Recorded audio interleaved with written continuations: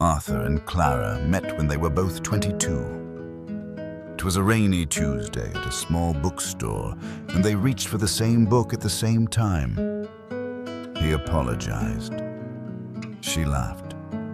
They got coffee, and somehow, 53 years later, they were still together, still reading. Every night of those 53 years, they read together, not separately, but side by side, always together. Arthur would hold the book and Clara would rest her head on his shoulder, and he would read aloud. Novels, poetry, history, sometimes the same book twice if they both loved it. His voice was the last thing she heard before sleep every single night. It was their ritual, their quiet, sacred thing. Their children grew up and moved away. Friends came and went, but the reading never stopped. Arthur's voice became older, softer, but it was always there. Then one winter, Arthur got sick. It happened fast. 1 month he was reading, and the next he could barely speak. The doctors assured her, told her there are many treatments available, but she knew his time had come. Clara brought him home. She set up a bed in the living room where the light was nice. She held his hand and talked to him even when he couldn't answer. But something was missing. The house felt silent in a way it never had before. Then one evening, Clara remembered.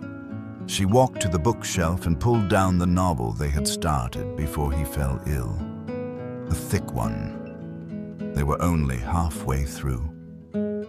She sat in her chair, the one beside his bed, and opened to the page where they had stopped. She cleared her throat, and she began to read aloud. Her voice was softer than his, a little shaky, but she read. Page after page. Arthur could not speak. He could barely move. But his eyes found hers and held on. She read until she was tired. Then she kissed his forehead and said, "Same time tomorrow." She read to him every night after that. Sometimes he slept. Sometimes he just listened with those tired, watching eyes. She read through the middle, through the twists, through the chapters that made her cry.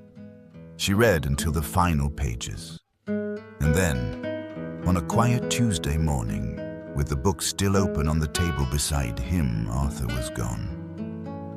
Clara sat alone in the house for weeks. The silence was unbearable. Friends came with food, her children called, but the silence at night was the hardest. One afternoon, she picked up the book again. It was still open to the page where she had stopped. She sat in her chair. She looked at the empty chair beside her, and she finished the last chapter, alone. Her voice cracked. Tears fell on the pages, but she read every word. When it was done, she closed the book and sat very still. Then she stood up, walked to the bookstore, and bought a new one. That night, she sat in her chair, opened the first page, and began to read aloud. To Arthur, to the empty chair, to the 53 years that still lived in her heart. Because love does not end when the story does. It just finds a new page. The people we love never really leave. They sit beside us in the quiet moments. They listen when we speak. They are there, in the rhythm of our voice, in the weight of a familiar book, in the space where they used to be. So keep reading, keep talking, keep loving out loud, even if no one answers, even if the chair is empty, because love that real does not know how to be silent. Thank you for watching Wise Waves. I'll see you in the next story.